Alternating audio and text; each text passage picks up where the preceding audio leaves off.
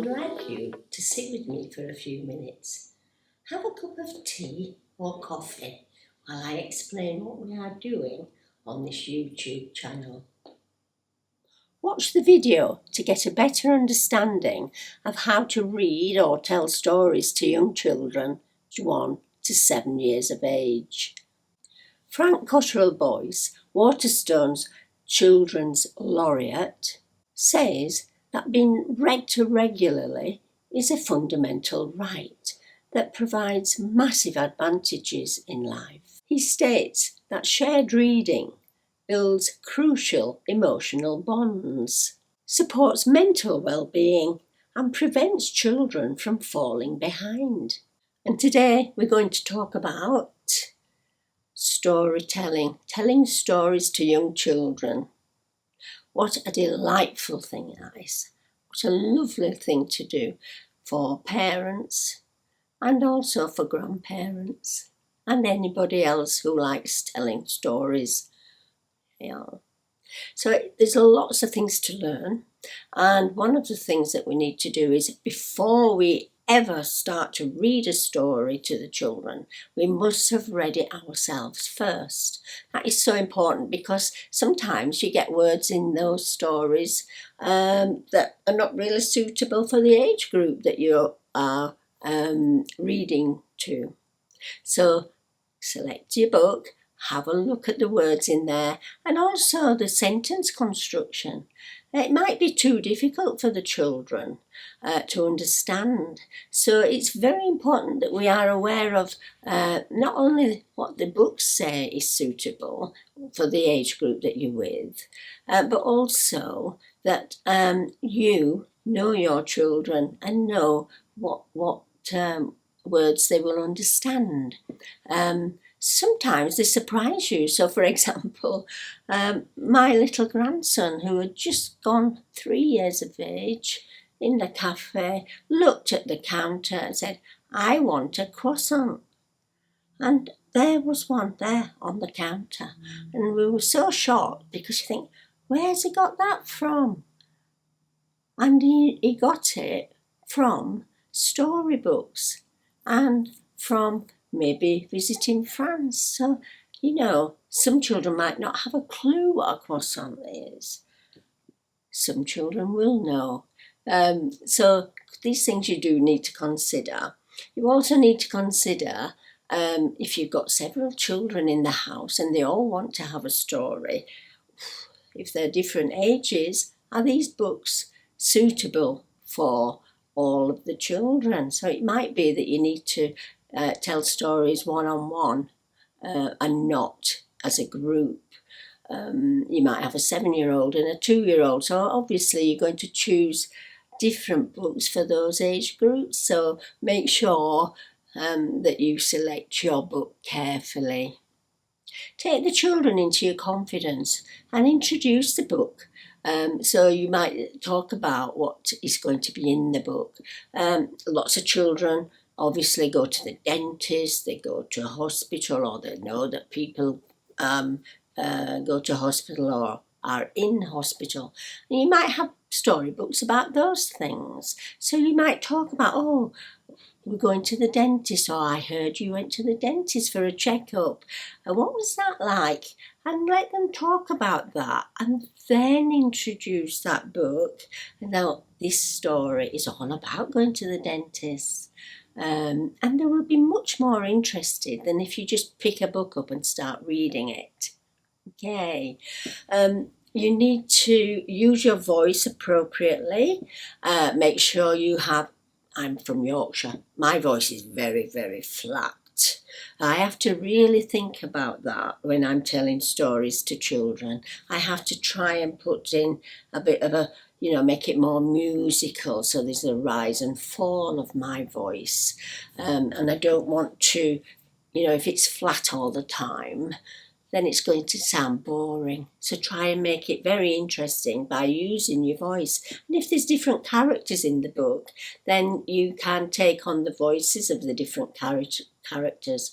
So there might be an older person, maybe a man who might talk very deeply, You might have a woman in there who has a higher voice, so you might higher your voice, and when you are talking about what she is saying in the story.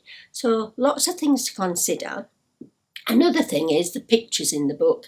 They're so important. For very young children, we only need to have very simple pictures on a page, and also very few words, if any. So if the children are under one, for example, you would have, say, maybe a board book, one that they're not going to tear the pages. And also one that they can actually turn the pages of that book themselves. If it's not a board book, they might tear the pages, so think about that. Cloth books also for very young children are very suitable. So very simple pictures, lots of colour in there, and lots of consideration about how many words are on each page. One word is absolutely ample for very young children. As the children are getting older, you can introduce more complex pictures. So you can show them books with lots of things happening on the pages, and obviously lots more words. So you have sentences, sometimes quite complex sentences.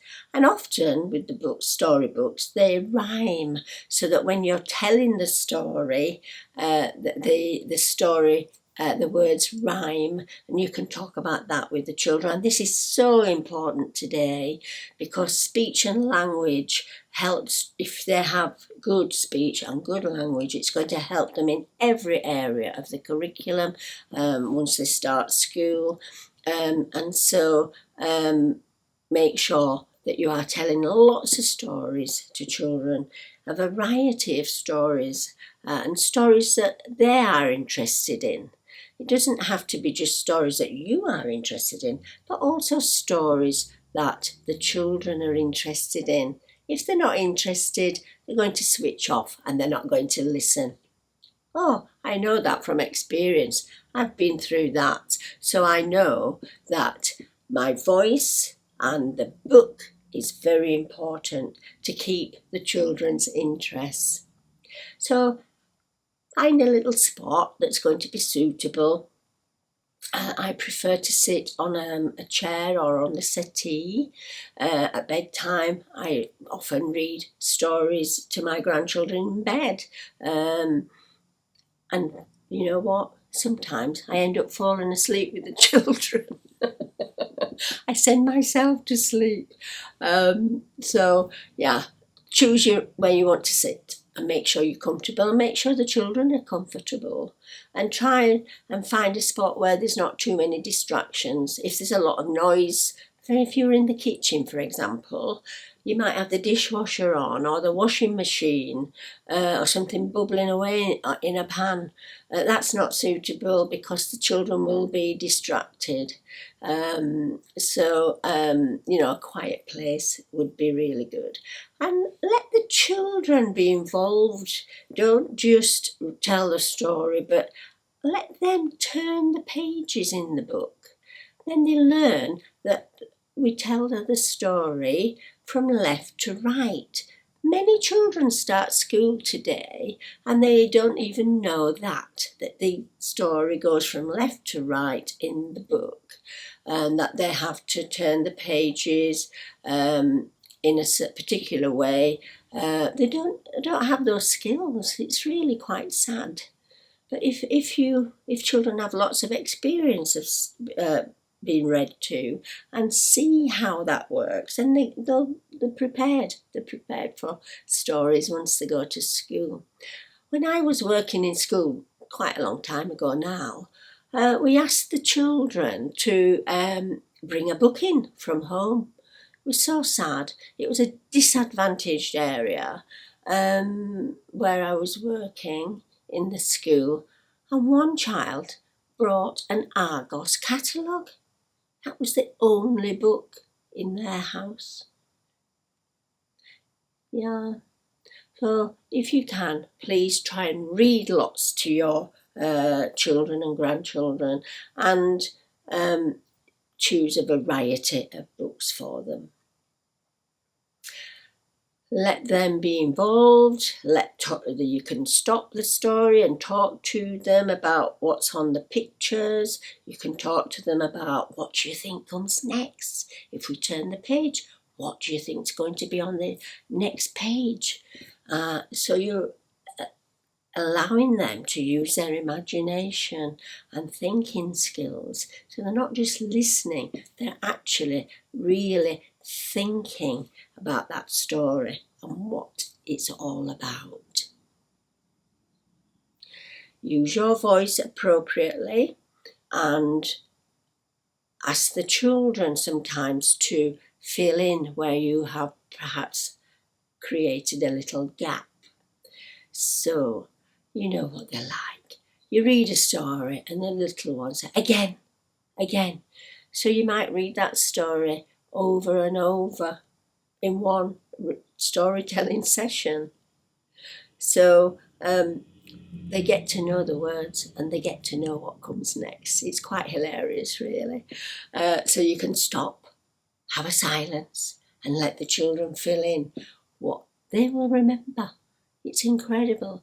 They will tell you what the word is that comes next, if they are very familiar with the book. We need to make sure that we pause at the correct places when we are storytelling and don't rush it. If there's a full stop, then make sure you wait about 3 seconds before moving on to the next sentence. And if there's a comma in the book, again, you do need to have a pause. But for very young children, obviously, you won't see the commas and the full stops. You just see the words. Okay. As the children get older and the language in the stories become more complex, that's when there's more grammar introduced. And later on, you can start talking about that with them. So you might say, why do you think there's an exclamation mark here? See if they can tell you. Children often interrupt you when you're telling your story, you're reading your story. So you have to try not to stop, because it does stop the flow. There's all, they shuffle about, they start telling you about a story about something that's connected with the story. Don't get into a conversation about those things. You can at the end of the story, but not during the story. Otherwise, you're never going to get through it, and they'll forget what the story's about anyway. So try not to have any interruptions from the children.